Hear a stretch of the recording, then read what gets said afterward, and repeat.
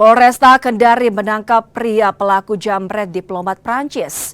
Pelaku terpaksa dilumpuhkan dengan timah panas lantaran melawan saat akan ditangkap.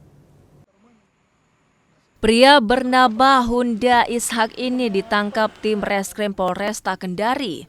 Pria tersebut diduga jadi pelaku penjambretan terhadap seorang wanita berkebangsaan Prancis yang merupakan seorang diplomat.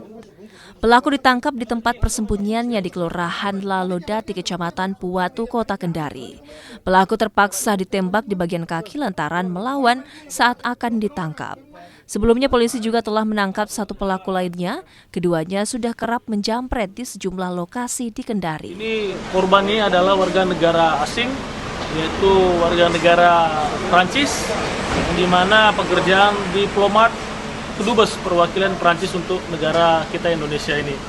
Jadi dia dijambret oleh kedua pelaku, yang di mana hasil pengembangan akhirnya kami menangkap tadi satu pelaku.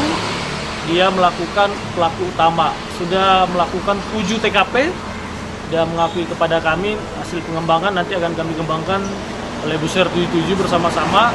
Dan di mana pelaku tadi saat kami melakukan penangkapan, si pelaku melawan memberontak dengan cara memukul pintu untuk melarikan diri. Akhirnya kami melaksanakan tindakan tegas dan terukur. Saya ulangi, tindakan tegas dan terukur. Kami lumpuhkan dengan tindakan tegas dan terukur si pelaku terhadap perlawanan dan melarikan dirinya hingga kami dapat menangkap si tersangka si pelaku tersebut.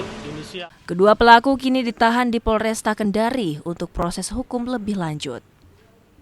Silvian Sakia, Kompas TV Kendari, Sulawesi Tenggara.